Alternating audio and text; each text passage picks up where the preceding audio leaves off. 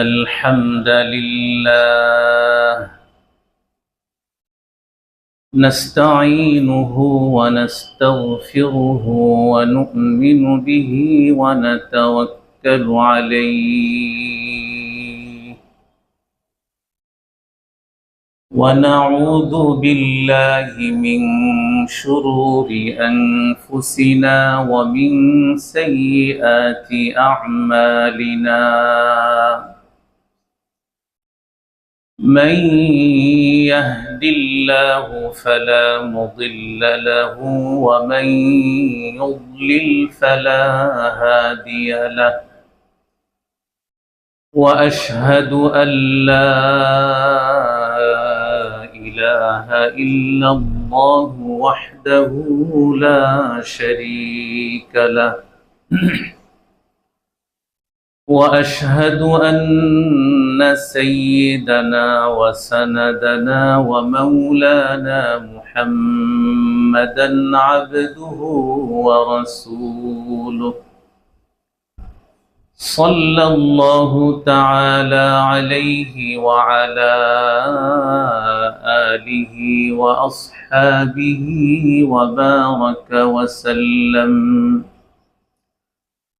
وبارك وسلم تسليما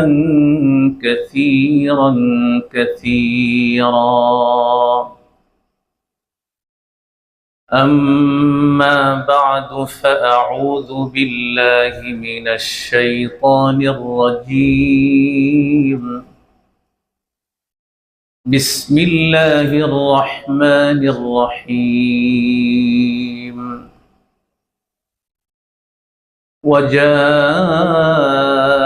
من أقصى المدينة رجل يسعى قال يا قوم اتبعوا المرسلين اتبعوا من لا يسألكم أجرا وهم مهتدون وما لي لا أعبد الذي فطرني وإليه ترجعون أأتخذ من دونه آلهة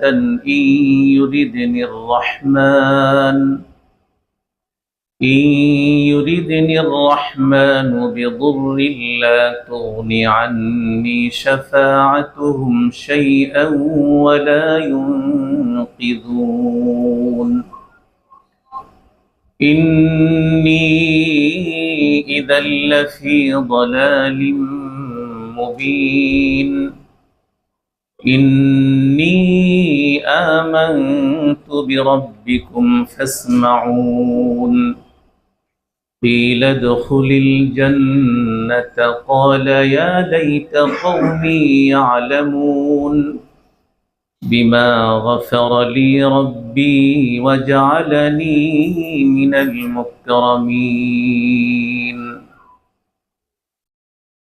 عن تميم الداري رضي الله تعالى عنه أن النبي صلى الله عليه وسلم قال الدين النصيحة قلنا لمن قال لله ولكتابه ولرسوله ولأئمة المسلمين وعامتهم وقال رسول الله صلى الله عليه وسلم لا يؤمن أحدكم حتى يحب لأخيه ما يحب لنفسه أو كما قال عليه الصلاة والسلام اللهم صل على محمد وعلى آل محمد كما صليت على إبراهيم وعلى آل إبراهيم إنك حميد مجيد اللهم بارك على محمد وعلى آل محمد كما باركت على إبراهيم وعلى آل إبراهيم إنك حميد مجيد ما सिवा अल्लाह के लिए आग है तकबीर तेरी तो मुसलमान है तो तकदीर है तदबीर तेरी तू मुसलमान हो तो तकदीर है तदबीर तेरी की मोहम्मद से वफा तूने तो हम तेरे हैं ये जहां चीज है क्या लौह कलम तेरे है। मुहतरम उपस्थिति, महान अल्लाह पाक रब्बुल आलमीনের দরবারে লাখো কোটি শুকরিয়া জ্ঞাপন করছি, যিনি তার অগণিত অসংখ্য বান্দাগণের মধ্য হতে আমাদের কিছু সংখ্যক বান্দাগণকে পছন্দ মোহাব্বত করে ভালোবেসে তার প্রেমের বন্ধনে আবদ্ধ করে সলাতুল ইশা আদায়ের পর নিজেদের আত্মশুদ্ধির লক্ষ্যে কোরআন সুন্নাহের আলোকে মাসিক ইসলাহি মজলিসে ধৈর্যের সাথে উপস্থিত হওয়ার তৌফিক দান করেছেন। কালিমাতু শুকর আদায় করে বলি আলহামদুলিল্লাহ। আমি আপনাদের সামনে যেই আয়াতে কারিমা তিলাওয়াত করেছি, তিলাওয়াতকৃত আয়াতে কারিমার মাঝে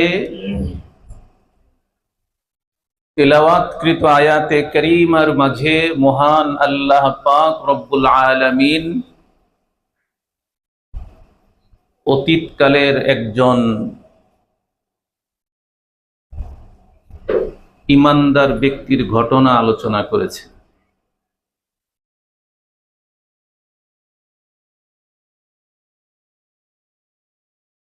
আমরা আলোচিত আয়াতে যেই ঘটনাটি উল্লেখ হয়েছে, ঘটনা জানার পূর্বে ভূমিকার সংক্ষিপ্ত দুই একটি কথা আমরা বোঝার চেষ্টা করব, তাহলে ঘটনা শুনলে আমাদের জন্য সেখান থেকে শিক্ষা নেওয়া সহজ হবে ইনশাআল্লাহ।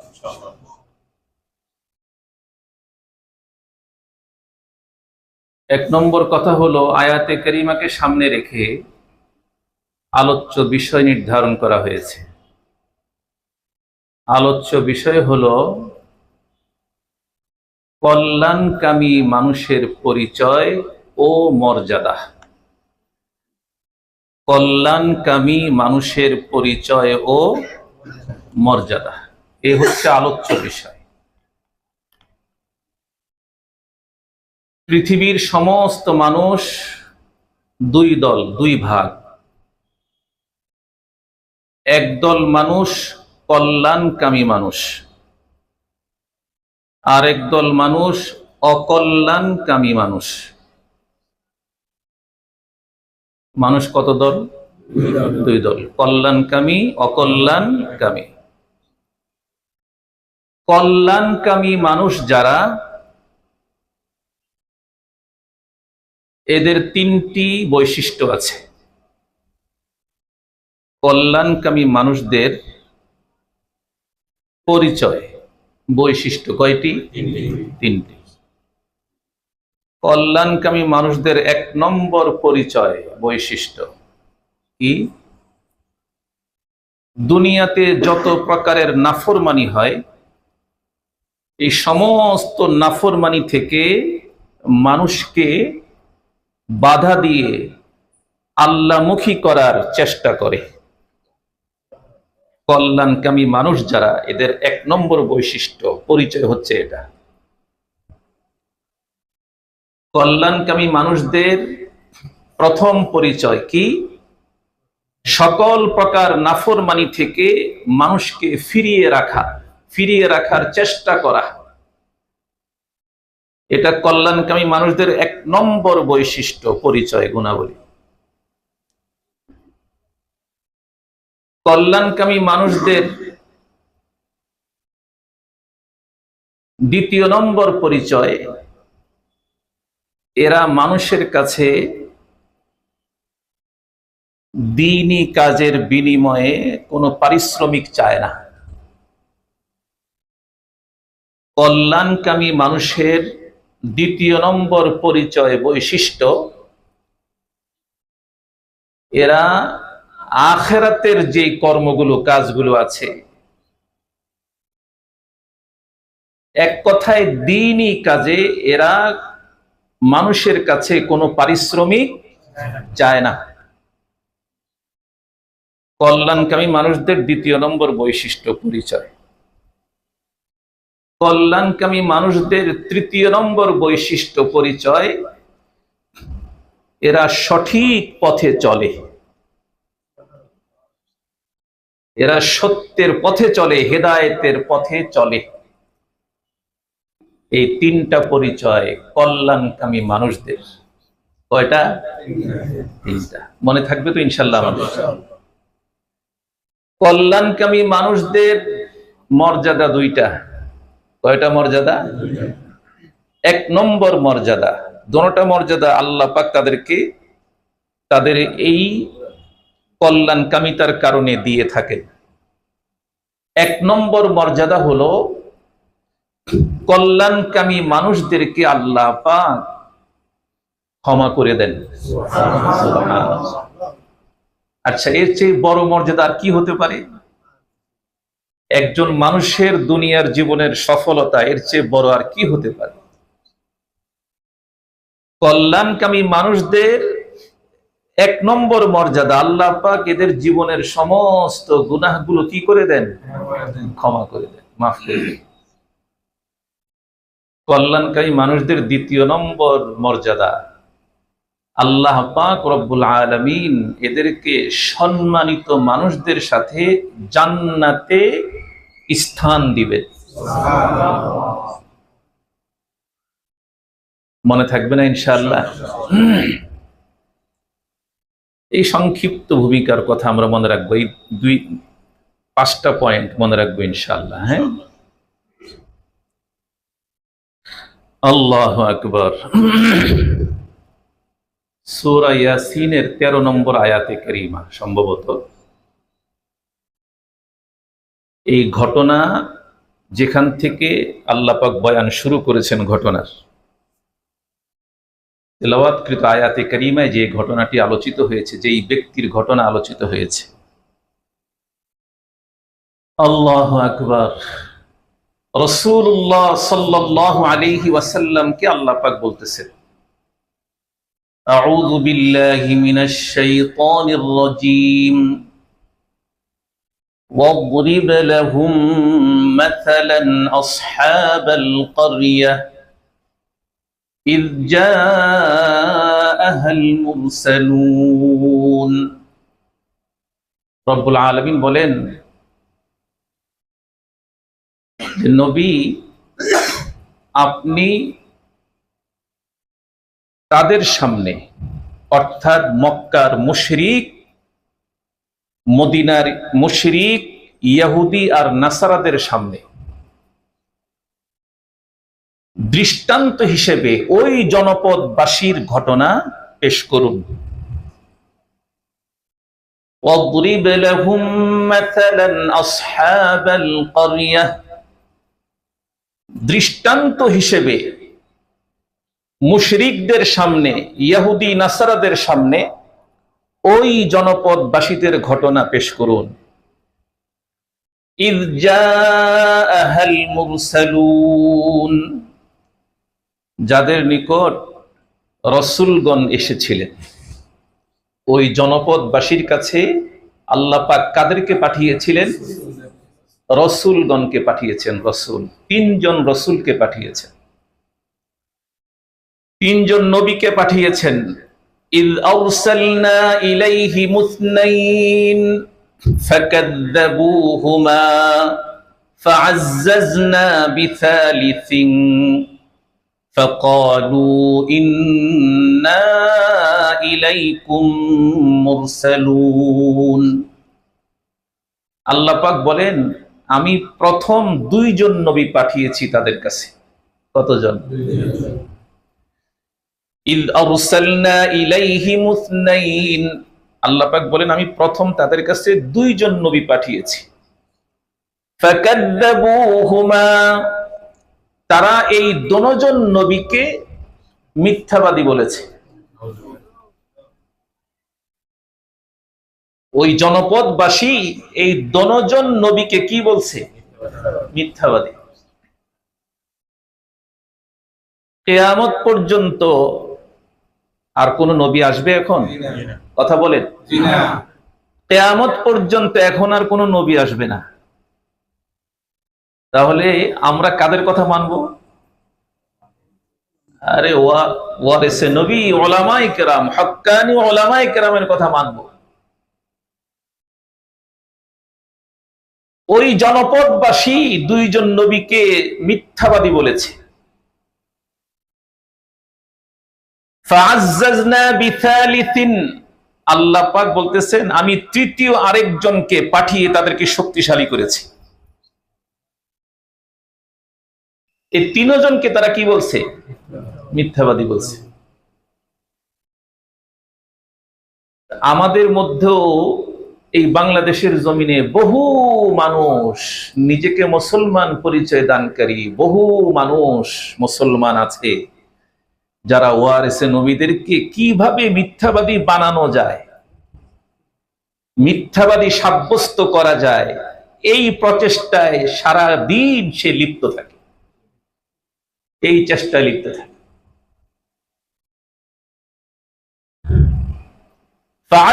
فعززنا بثالث فقالوا إنا إليكم مرسلون। তৃতীয় আরেকজন দিয়ে আল্লাহ পাক যখন শক্তিশালী করেছেন আগের দুইজনকে, তো তিনজন একত্রে ওই জনপদবাসীকে বললেন ইন্না ইলাইকুম মুরসালুন, আমরা তোমাদের কাছে, আমাদেরকে নবী হিসেবে পাঠানো হয়েছে, আমাদেরকে নবী বানিয়ে তোমাদের কাছে পাঠানো হয়েছে। তারা কি বলছে? ক্বালু মা আনতুম ইল্লা বাশারুম মিসলুনা, বলে তোমরা তো আমাদের মতো মানুষ, তোমাদের স্বরূপ হচ্ছে তোমরা আমাদের মতোই মানুষ, তোমরা আবার নবী কোত্থেকে হলে? ওয়ামা আনজালার রহমানু মিন শাই, এরপরে বলতেছে দয়াময় আল্লাহ কোনো কিছুই নাজিল করেন নাই, অর্থাৎ তোমাদেরকে নবী বানাইয়া পাঠান নাই। নাউযুবিল্লাহ। তো দয়াময় আল্লাহর প্রতিও তাদের কি আছে? আরে কথা বলেন না। মানে আল্লাহ দেখেন, কোরআনের মধ্যে আল্লাহ পাক তো ঘটনা এমনি বয়ান করেন নাই, আমাদের শিক্ষার জন্য বয়ান করেছেন। আমাদের মধ্যেও তো কত মানুষ, কত মুসলমান রহমানের দোহাই দিয়ে দিয়ে, রবের দোহাই দিয়ে দিয়ে আলেমদেরকে মিথ্যাবাদী বলে, আলেমদের বিরুদ্ধচারণ করে। কথা বলেন না। আল্লাহ ওয়ামা আনজালার রহমানু মিন শাইইন ইন আনতুম ইল্লা তাকযিবুন। এরপরে বলতেছে, প্রথম তো বলছে যে রহমান কোনো কিছুই নাজিল করেন নাই, এরপরে বলতেছে তোমরা সম্পূর্ণ মিথ্যাই বলছো।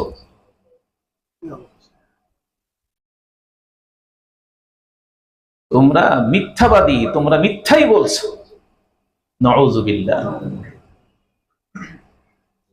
তো নবীগণ কি বলছেন? ওয়ামা আলাইনা ইল্লাল বালাগুল মুবিন। নবীগণ বলছেন আমাদের দায়িত্ব হচ্ছে যে সুস্পষ্ট বাণীগুলো তোমাদের কাছে পৌঁছে দেওয়া, এর বেশি কিছুই না। উলামায়ে কেরামের দায়িত্ব এটা, যে কোরআন সুন্নাহের সঠিক, কোরআন সুন্নাহের প্রতিটি বক্তব্য, প্রতিটি কথা সঠিকভাবে উম্মতের কাছে পৌঁছে দেওয়া। এটা ওয়ারিসে নবীদের দায়িত্ব। এটা তো তিনারা বললেন, ওয়ামা আলাইনা ইল্লাল বালাগুল মুবিন, যে আমাদের দায়িত্ব হচ্ছে সুস্পষ্ট বাণীগুলো তোমাদের কাছে কি করা, পৌঁছে দেওয়া, এর বেশি কিছুই না, শুধু পৌঁছে দেওয়া। এই কথা বলার পরে তারা কি বলতেছে জানেন? ক্বালু ইন্না তাতায়্যারনা বিকুম, বলে আমরা তোমাদের মধ্যে অশুভতা লক্ষ্য করতেছি। নাউযুবিল্লাহ, মানে তোমরা অশুভ। তাফসীরের মধ্যে আসছে যে নবীদের সাথে যখন এরা বিতর্ক করতেছিল, নবীদেরকে যখন এরা মিথ্যাবাদী বলতেছিল, তখন আল্লাহ পাক রব্বুল আলামিন জমিনের মধ্যে খরা সৃষ্টি করে দিয়েছেন। এই খরা সৃষ্টি করে দেওয়ার কারণে কষ্ট হইতেছে, এটা এক প্রকারের আযাব, এক প্রকারের আযাব। এই আযাবের কারণে তারা বলতেছে আগে তো এমন ছিল না, তোমরা যখন আমাদেরকে এই দাওয়াত দিচ্ছ তখনই এই খরা সৃষ্টি হয়েছে। কিন্তু নিজেদের অন্যায়ের কারণে, নিজেদের নাফরমানির কারণে আল্লাহ পাক যে জমিনে এই আযাব দিছেন, এটা স্বীকার করতে রাজি না। মানে ওদের মধ্যে অশুভতা নাই, অশুভ হচ্ছে শুধু নবী ওয়ারিসে নবীরা। নাউযুবিল্লাহ। দেখবেন যত সমস্যার মূল সব হচ্ছে ভালো মানুষরা। সমাজে, পরিবারে, সমাজে, রাষ্ট্রে ভালো মানুষের কোনো দাম নাই, কোনো মূল্য নাই। ভালো বক্তব্যের কোনো মূল্য নাই। মূল্য আছে খারাপ মানুষদের, খারাপ বক্তব্যের, মিথ্যা বক্তব্যের মূল্য আছে, কিন্তু ভালো মানুষের কোনো মূল্য নাই।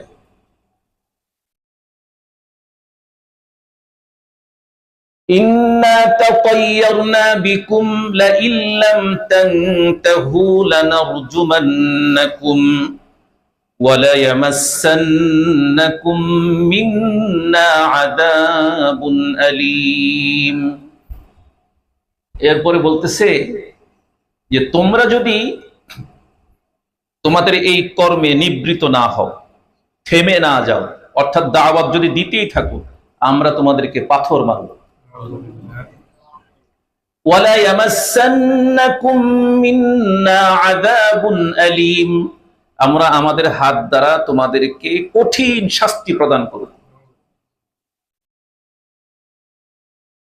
তো নবীরা কি বলছেন? ক্বালু তায়িরুকুম মাআকুম আইন যুক্কিরতুম বাল আনতুম কওমুম মুসরিফুন। নবীরা বলতেছেন যে অশুভতা এটা তো তোমাদের মধ্যেই, তোমাদের সাথেই আছে, তোমাদের সাথেই রয়েছে। সেটা কি? তোমরা রবের সাথে শিরিক করতেছো। এর চেয়ে বড় অশুভতা তো আর কিছুই হতে পারে না। এর চেয়ে বড় অশুভ কাজ আর কিছু হতে পারে? এর চাইতে গর্হিত কাজ, অন্যায় কাজ, এর চেয়ে বড় জুলুম আর কিছু হতে পারে? তোমরা তো রবের সাথে শিরিক করতেছো, এটা সবচাইতে বড় অশুভতা, সবচাইতে বড় অন্যায়, জুলুম। সেই তো তোমরা করতেছো। আমরা যে তোমাদেরকে হেদায়েতের কথা শুনালাম, এই জন্যই তোমরা আমাদের সাথে এই জাতীয় আচরণ করতেছো, আমাদেরকে পাথর মারবে, কঠিন শাস্তি দিবে, এই কথাগুলো এই জন্যই বলতেছো তোমরা। এরপরে নবীগণ বলতেছেন, বাল আনতুম কওমুম মুসরিফুন, তোমরা এক সীমা লঙ্ঘনকারী সম্প্রদায়। এই বিতর্ক যখন চলতেছিল, এই পর্যায়ে একজন দিনদার, ইমানদার, নেককার মানুষ, মানুষের কল্যাণে যিনি কাজ করে থাকেন, নবীদের চাইতে বড় কল্যাণকামী তো আর কেহই না। নবীদের পরে একজন কল্যাণকামী মানুষ, যার নাম তাফসীরের কিতাবের মধ্যে হাবিব নাজ্জার নামে আসছে। হাবিব নাজ্জার, এই হাবিব নাজ্জার যখন এই সংবাদ পেল যে কওমের লোকেরা, আমার কওমের লোকেরা যেই তিনজন নবী হেদায়েতের জন্য, জাতির হেদায়েতের জন্য, কওমের হেদায়েতের জন্য পাঠিয়েছেন, সেই তিনজন নবীর সাথে এরা বিতর্ক করতেছে। সংবাদ পেয়ে তিনি দ্রুত ছুটে আসলেন। আউযু বিল্লাহি মিনাশ শাইতানির রাজীম। وجاء من أقصى المدينة رجل يسعى وجاء رجل من أقصى المدينة رجل يسعى قال يا قوم اتبعوا المرسلين। শহরের প্রত্যন্ত অঞ্চল থেকে এক ব্যক্তি দ্রুত ছুটে আসছে, হাবিব নাজ্জার তার নাম।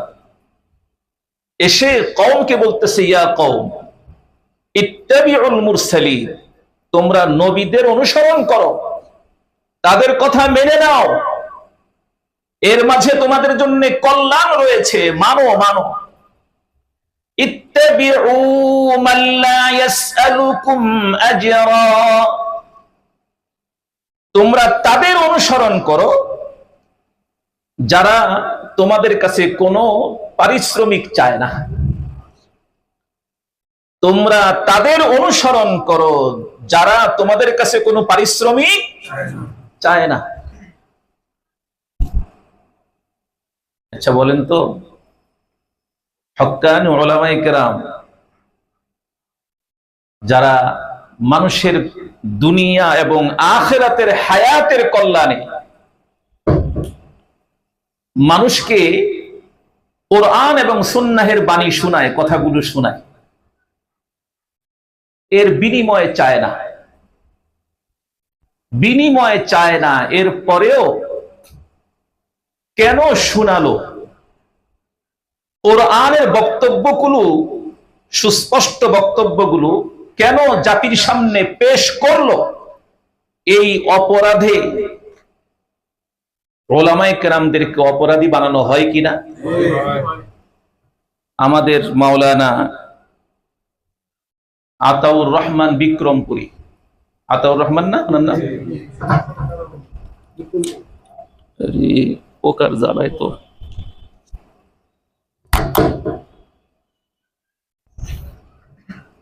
আতাউর রহমান বিক্রমপুরী হাফিজাহুল্লাহ, উনি কি অন্যায় করেছিলেন? অন্যায়ের প্রতিবাদ করেছেন।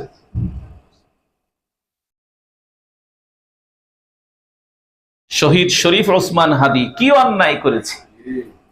অন্যায়ের প্রতিবাদ করেছে। ইনসাফ কায়েমের কথা মানুষকে শুনিয়েছে। এই অন্যায়ের কারণে ছেলেটাকে মেরে ফেলা হয়েছে, আর আলেমকে বন্দী করা হয়েছে। একজন আলেম না, বহু আলেম বন্দী হয়ে আছে, বহু ইমানদার যুবক কারাগারে বন্দী হয়ে আছে। কেন কেন বন্দী করা হয়েছে? এরা কি কোনো অন্যায় করেছে? বলেন না। কিন্তু রাষ্ট্র কি বলে? অন্যায় করেছে। দেশের অধিকাংশ মানুষ কি বলে? আরে কথা বলেন না কেন আপনারা? অধিকাংশ মানুষ বলে অন্যায় করেছে। আপনি খবর নেন, 5 ওয়াক্ত নামাজি, হজ করে, দান সদকা করে, কিন্তু এই সঠিক কথা যারা বলে, ইনসাফ কায়েমের কথা যারা বলে, দ্বীন প্রতিষ্ঠার কথা, খেলাফতের কথা যারা বলে, এদেরকে কি করে না? পছন্দ করে না, সহ্য করে না। পরে এলাই বলে যে এরাই সবচেয়ে বড় ফিতনাবাজ, নাউজুবিল্লাহ। আল্লাহর সাথে শিরিক করা, শিরিকের চাইতে বড় ফিতনা জমিনে আর দ্বিতীয়টা হতে পারে না। যাই হোক, বলতেছিলাম হাবিব নাজ্জার, সে বলতেছে যে তোমরা তাদের ইবাদত করো, তাদের অনুসরণ করো, তাদের কথার অনুসরণ করো, তাদের কথা মেনে চলো, যারা তোমাদের কাছে কোনো পারিশ্রমিক চায় না।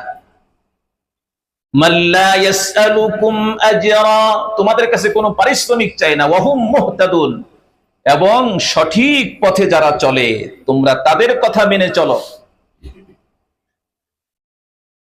এক নম্বরে বলছে তোমরা নবীদের কথা কি করো? মেনে চলো। এরপরে কি বলছে? যারা পারিশ্রমিক চায় না তাদের কথা মেনে চলো, যারা সঠিক পথে চলে তাদের কথা মেনে চলো। অতঃপর তিনি নসিহত করতে গিয়ে আরো কিছু কথা বলেছেন। ওয়ামা লিয়া লা আ'বুদুল্লাযী ফাতারানী ওয়া ইলাইহি তুরজাউন।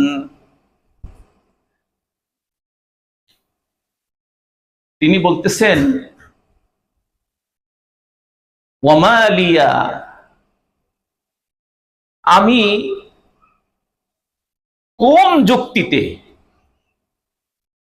কোন যুক্তিতে তার ইবাদত করব না? আমার কি অধিকার আছে, কি যুক্তি আছে লা আ'বুদ, যে আমি রবের ইবাদত করব না, যিনি আমাকে সৃষ্টি করেছেন। আল্লাযী ফাতারানী ওয়ামা লিয়া লা আ'বুদুল্লাযী ফাতারানী ওয়া ইলাইহি তুরজাউন। তোমাদেরকে তার দিকে ফিরিয়ে নেওয়া হবে। আমাদের সবাইকে কার দিকে ফিরিয়ে নেওয়া হবে? আল্লাহর দিকে আমাদেরকে ফিরিয়ে নেওয়া হবে। আমার কি যুক্তি আছে, কি অধিকার আছে যে আমি তার ইবাদত করব না, রবের ইবাদত করব না, যিনি আমাকে সৃষ্টি করেছেন। আত্তাখিযু মিন দুনিহি আলিহা, أأتخذ من دونه آلهة إن يردني الرحمن بضر। অতঃপর তিনি বলতেছেন যে আমি আল্লাহকে ছাড়া অন্যান্য ভিন্ন মাবুদ কেন গ্রহণ করব? আমার আল্লাহ রহমান,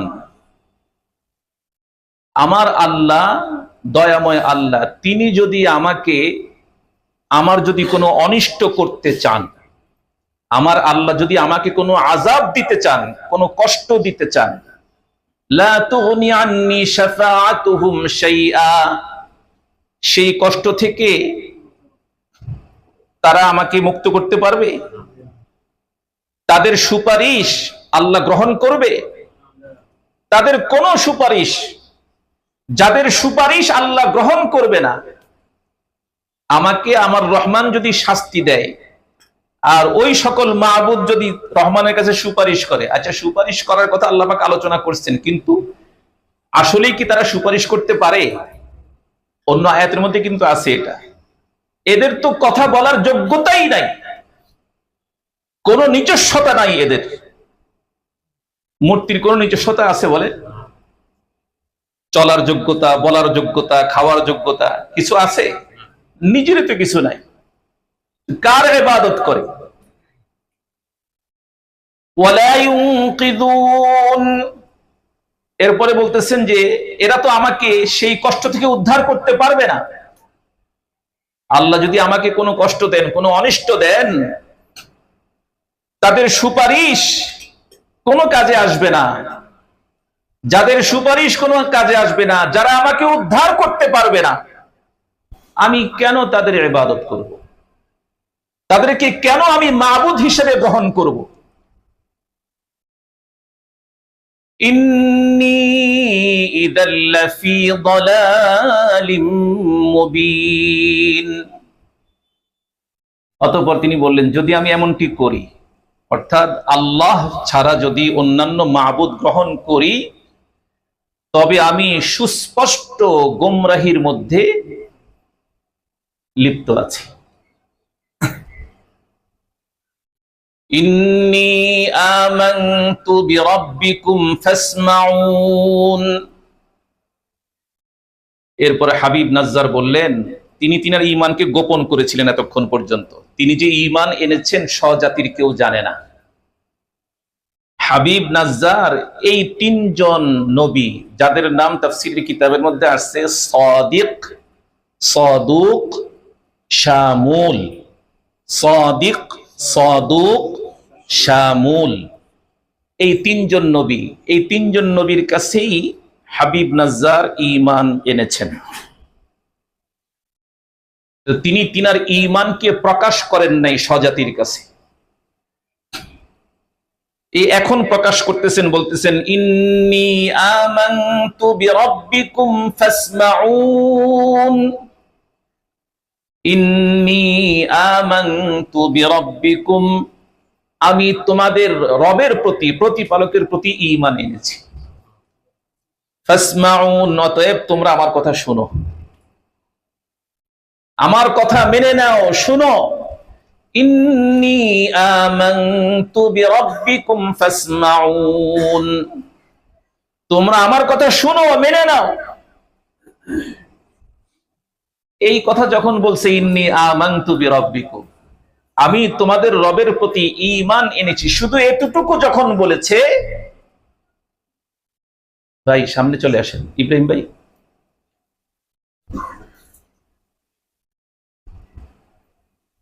এতটুকু বলেছে যে আমি ঈমান এনেছি তোমাদের প্রতিপালকের প্রতি, রবের প্রতি, এতটুকু বলার সাথে সাথে কি হয়েছে জানেন? সাথে সাথে হাবিব নাজ্জারকে হত্যা করে দেওয়া হয়। কি বলেছে, কতটুকু বলেছে বলেন?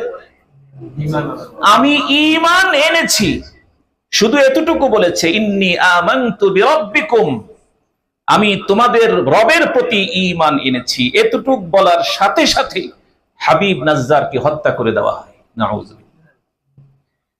আজকে ভারতের মুসলমানদের, এই কলকাতার মুসলমানদের অপরাধটা কি বলেন তো? কোন অপরাধ নেই। কি অপরাধ?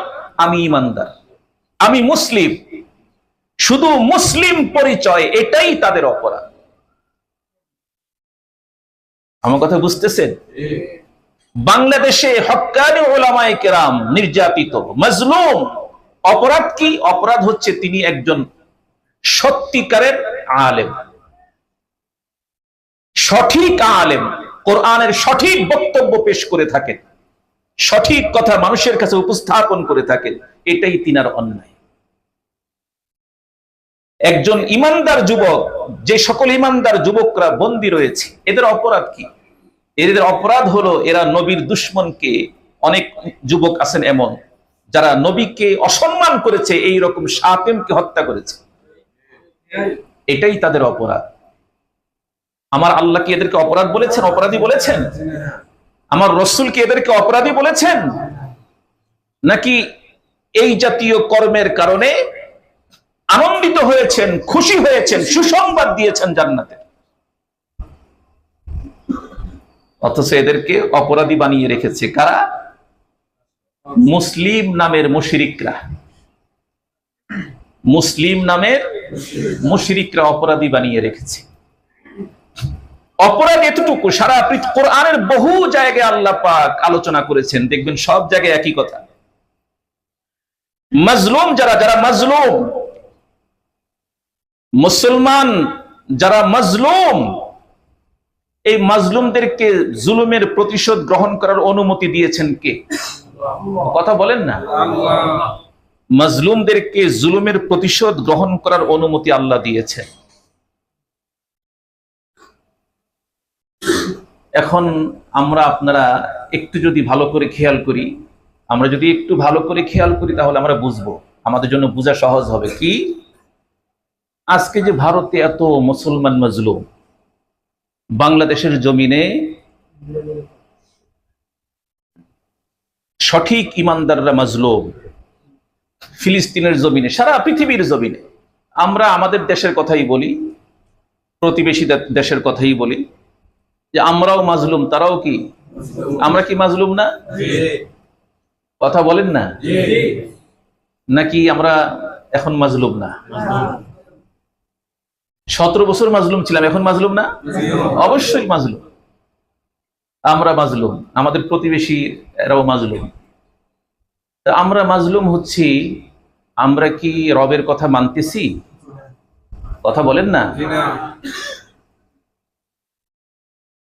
আমি যে হাদিস তেলাওয়াত করেছি, তামিম ইদ্দারি রাদিয়াল্লাহু আনহু আন্না নবী সাল্লাল্লাহু আলাইহি ওয়াসাল্লাম قال আদ-দীন আন-নাসিহা, দ্বীন হচ্ছে কল্যাণকামিতা।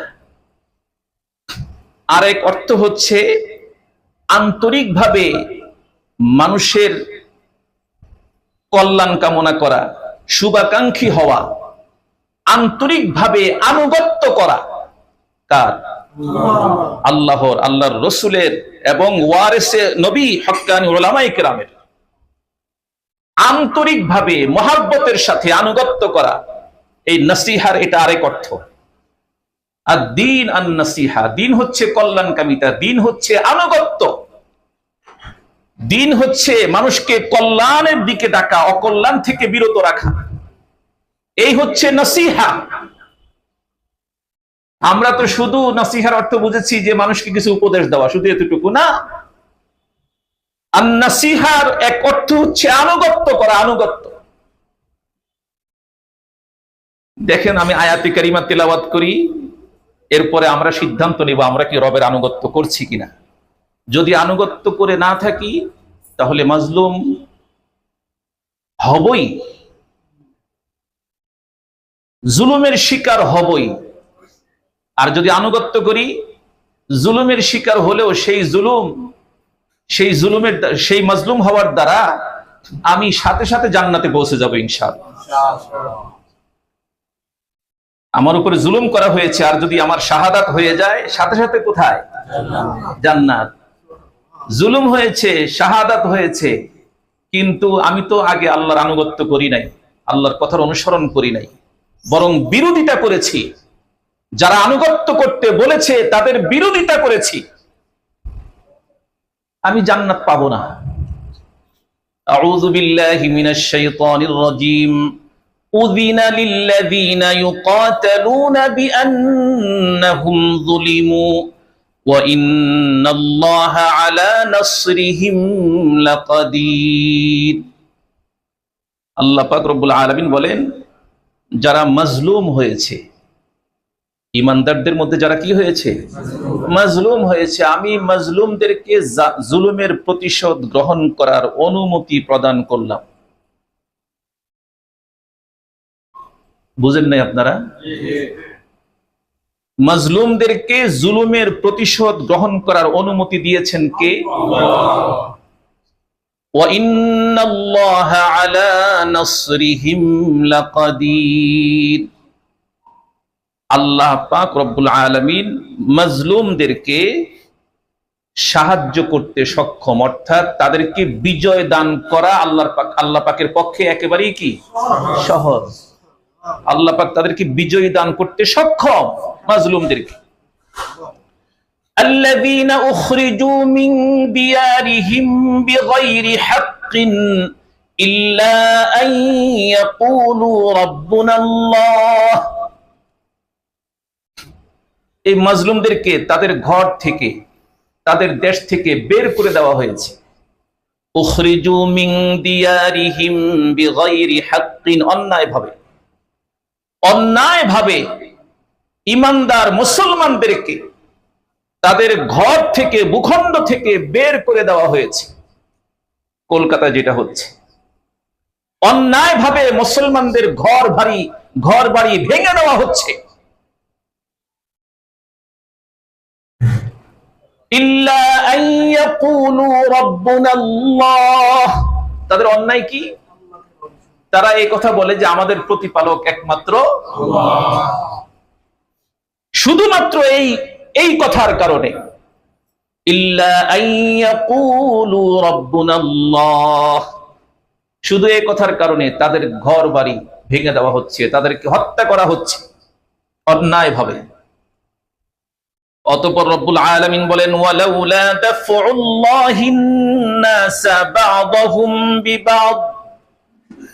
আল্লাহ পাক বলেন, আল্লাহ পাক যদি একদল মানুষ দ্বারা অপর দল মানুষকে দমন না করতেন, আল্লাহ পাক যদি একদল মানুষ দ্বারা অপর দল মানুষকে কি না করতেন? দমন না করতেন, লাহুদ্দিমাত সাওয়ামিআ, তাহলে জগতের যে খানকাগুলো আছে এই খানকাগুলো ধ্বংস হয়ে যেত। ওয়াবিয়াউন, গির্জা ধ্বংস হয়ে যেত।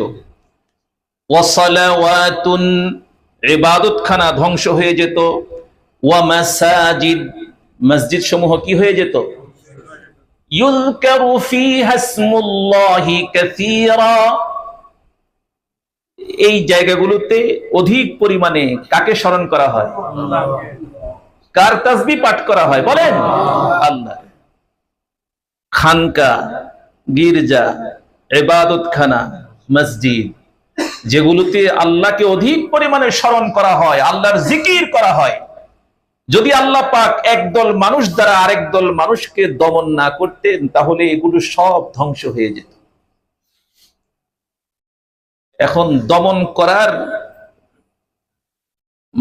জালেমদেরকে দমন করা মাজলুমদের উপর আল্লাহ পাক ফরজ করে দিয়েছে।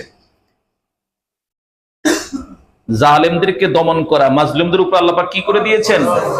ফরজ করে দিয়েছেন। এই জাতীয় জালেমদেরকে দমন করা আল্লাহ পাক ফরজ করে দিয়েছেন। আমরা কি আল্লাহর সেই ফরজ হুকুমের আনুগত্য করছি? এই ফরজ হুকুমের আনুগত্যের জন্য দুইটা শর্ত আছে। ফরজ হুকুমের আনুগত্য আমরা তখনই সঠিকভাবে করতে পারবো এবং সেই করার দ্বারা আমাদের সামনে ফলাফল আসবে। আমার কথা বুঝতেছেন আপনারা? জালেমদেরকে দমন করার জন্য, জালেমদেরকে দমন করার জন্য, আল্লাহর এই হুকুমটা মানার জন্য আমরা জালেমদেরকে দমন করব। জালেমদেরকে দমন করতে হলে কয়টা শর্ত? দুইটা শর্ত। এক নম্বর শর্ত হলো আমাদেরকে ঐক্যবদ্ধ হতে হবে। এক নম্বর শর্ত কি? এক নম্বর শর্ত ঐক্যবদ্ধ হতে হবে। দুই নম্বর শর্ত আমিরের আনুগত্য করতে হবে। দুইটা শর্ত। কয়টা শর্ত? এক নম্বর ঐক্যবদ্ধ হওয়া, দুই নম্বর আমিরের আনুগত্য করা। এই দুই শর্ত যদি আমরা পূরণ করতে না পারি আমরা বিচ্ছিন্নই থেকে যাব। আর ওই জালেমরা, কাফির, মুশরিক, ইহুদি, নাসারা, এরা আমাদের উপর জুলুম করেই যাবে। আমরা শুধু তাকিয়ে তাকিয়ে দেখব, এছাড়া আমাদের দ্বিতীয় কোনো উপায় থাকবে না। যেটা এখন হচ্ছে কলকাতার জমিনে। শুধুমাত্র ঐক্য না থাকার কারণে বাংলাদেশের জমিনে শুধুমাত্র ইমানদারদের মধ্যে ঐক্য নাই আর আনুগত্য নাই। কথা বুঝতেছেন আপনারা আমার? ঐক্য, আনুগত্য। এখন বলতে পারেন হুজুর ব্যাপকভাবে, অর্থাৎ সবাই ঐক্যবদ্ধ হয়ে যাওয়া মুহূর্তে এটা কি সম্ভব? জি না, সম্ভব না। এটা সম্ভব না। এটা তখনই সম্ভব হবে যখন আমরা, এই যে এখানে যারা আছি, আমরা যখন পরস্পর ঐক্যবদ্ধ হতে পারবো। এভাবে যত মুহিব্বিন আছে সবাই একে অপরের সাথে পরস্পর যখন ঐক্যবদ্ধ হব, কোন একজনকে মেনে চলবো, কোন আলেমকে কি করব? মেনে চলবো। কোন একজন আমাদের মধ্যে আমির হবে, সেই আমিরকে মেনে চলবো। এই আনুগত্য যখন আমাদের মধ্যে তৈরি হবে, এই ক্ষুদ্র আনুগত্য যখন আমাদের মধ্যে তৈরি হবে, আল্লাহ পাক আমাদের প্রতি সন্তুষ্ট হবেন। অতঃপর বড় আনুগত্যের ব্যবস্থা করে দিবেন, অর্থাৎ বড় ঐক্যের ব্যবস্থা আল্লাহ পাক করে দিবেন ইনশাআল্লাহ। এই জন্য আমরা ঐক্যবদ্ধ হব তো ইনশাআল্লাহ। কুমিল্লা দাওয়া সার্কেল, কুমিল্লা দাওয়া সার্কেল একটা প্ল্যাটফর্ম আছে। সমস্ত যুবকরা এই প্ল্যাটফর্মে ঐক্যবদ্ধ হবে আমির যেই হোক, আমির যেই হোক, সে যদি একবারে মূর্খ হয় তার আনুগত্য করতে হবে। পারবো না ইনশাআল্লাহ? যদি পারি তাহলে কাজ হবে। জালেমরা ভয় পাবে, জালেমরা আক্রমণ করতে, হাত উঠাইতে, গালি দিতে ভয় করবে। ইনশাআল্লাহ আমরা প্রতিজ্ঞাবদ্ধ হই। দেখেন, ঐক্য ছাড়া হবে না। ঐক্য ছাড়া আল্লাহ পাক যে আমাদের উপর ফরজ করেছেন, এই ফরজটা হবে না। ভাই এদিকে আসেন না, এদিকে আসেন, আসেন করে দেন। এদিকে আসেন না ভাইজান। ওয়ালাইকুম আসসালাম, বসেন। এই দুই শর্ত পূরণ করতে হবে, পারবো তো ইনশাআল্লাহ? ওয়ালা ইয়ানসুরান্নাল্লাহু মান ইয়ানসুরুহু ইন্নাল্লাহা লাকাওয়িয়্যুন আজিজ। এই আয়াতের শেষ দিকে আল্লাহ পাক বলতেছেন ওয়ালা ইয়ানসুরান্নাল্লাহু মান ইয়ানসুরুহু, যারা আল্লাহকে সাহায্য করবে আল্লাহ তাদেরকে সাহায্য করবে। অর্থাৎ যারা আল্লাহকে সাহায্য করবে মানে আল্লাহর আনুগত্য পরিপূর্ণভাবে যারা মেনে চলবে, আল্লাহ পাক তাদেরকে বিজয় দান করবে। এরা মুশরিকদের উপর বিজয় হবে, ইহুদি নাসারাদের উপর এদের বিজয় সুনিশ্চিত ইনশাআল্লাহ। আফগানের জমিন দেখছেন? আল্লাহু আকবার। আফগানের জমিন যুগ যুগ ধরে ঐক্যবদ্ধ হয়ে লড়াই করেছেন তারা, বিচ্ছিন্ন হয়ে না, এক আমিরের আনুগত্যে লড়াই করেছেন। আল্লাহ পাক তাদেরকে এক মানে নিরাপত্তার রাষ্ট্র দান করেছেন, যেই রাষ্ট্রের মধ্যে সমস্ত জনগণ নিরাপদ, মানুষের জান মাল নিরাপদ, ইজ্জত নিরাপদ। এইরকম জনপদ আল্লাহ পাক তৈরি করে দিয়েছেন শুধুমাত্র ঐক্য আর আনুগত্যের কারণে। তো বলতেছিলাম, প্রাসঙ্গিক কথা হিসাবে কথাটা আলোচনা করলাম।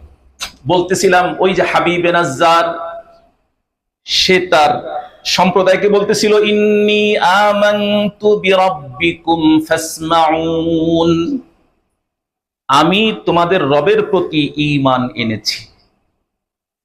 ফাসমাউন, তোমরা আমার কথা কি করো? শুনো। না, তারা শুনে নাই। না শুনে কি করছে? যখন শুনছে যে হাবিব নাজ্জার ঈমান এনেছে, সাথে সাথে তাকে কতল করে দিছে, হত্যা করে দিছে। অন্যায় শুধু সে তার ঈমান প্রকাশ করেছে, এটাই তার অন্যায়। আল্লাহ পাক রব্বুল আলামিন সাথে সাথে হাবিব নাজ্জারকে বলতেছেন কি, কিলা দুখুলিল জান্নাহ, কিলা দুখুলিল জান্নাতা। আল্লাহ পাক বলতেছেন হাবিব জান্নাতে প্রবেশ করো। সুবহানাল্লাহ।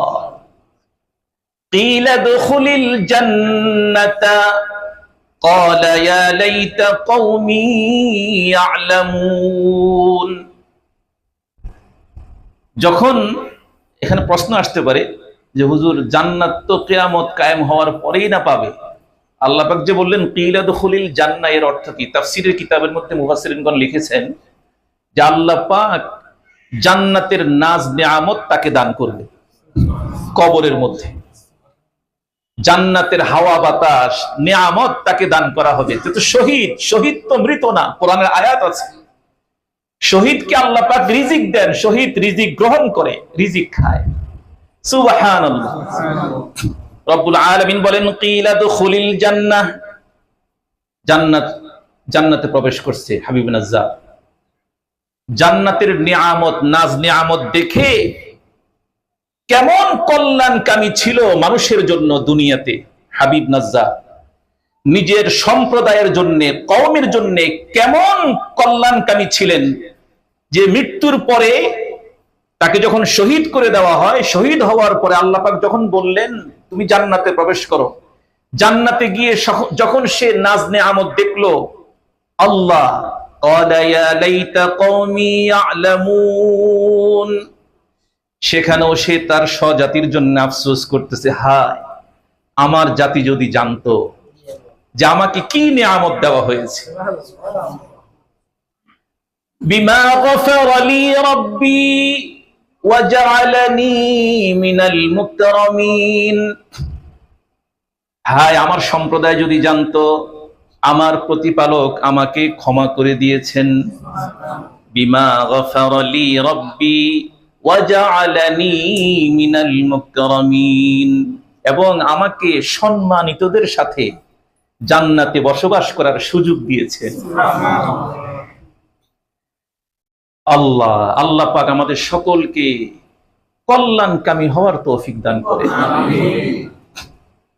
লিল্লাহি ওয়ালি কিতাবিহি ওয়ালি রাসূলিহি ওয়ালি আইম্মাতিল মুসলিমিনা ওয়া আম্মাতিহিম। হাদিস।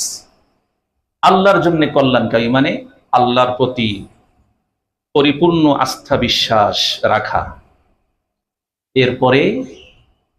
এরপরে হচ্ছে আল্লাহর সাথে ইবাদতের মধ্যে কাউকে শরীক না করা। আল্লাহ যেই কাজ করতে বলছেন সেগুলো করা, যা থেকে নিষেধ করেছেন সেটা ছেড়ে দেওয়া। এটাই হচ্ছে আন-নাসিহা। কথা বুঝতেছেন আপনারা? ওয়ালি কিতাবিহি আদ-দীন আন-নাসিহা ওয়ালি কিতাবিহি, কিতাবের জন্য মানে অর্থাৎ কোরআনুল কারীম এটা আল্লাহ পাকের বাণী বিশ্বাস করা এবং কোরআনুল কারীমের বিশুদ্ধ তিলাওয়াত শিখা, এটাই নসিহা। এরপরে এই কোরআনকে সম্মান করা, কোরআন থেকে আমি যা কিছু জানলাম সেটাকে প্রচার করা, এটাই হচ্ছে আন-নাসিহা। এটাই কল্যাণকামিতা। কথা বুঝতেছেন আপনারা? এইভাবে রাসূল ওয়ালি রাসূলিহি, রাসূলকে আল্লাহর প্রেরিত পয়গম্বর হিসাবে, আখিরি পয়গম্বর হিসাবে বিশ্বাস করা, এটাই নসিহা। এরপরে রাসূলের আদর্শকে গ্রহণ করা, রাসূলের মান সম্মান ইজ্জতের হেফাজত করা, হেফাজতের জন্য জান মালের কোরবানি পেশ করা, এটাই হচ্ছে আদ-দীন আন-নাসিহা। আল্লাহ পাক আমাদেরকে কথাগুলো ভালোভাবে বুঝে মেনে চলার তৌফিক দান করুন। আমিন। ওয়া আখিরু দাওয়ানা আলহামদুলিল্লাহি রাব্বিল আলামিন।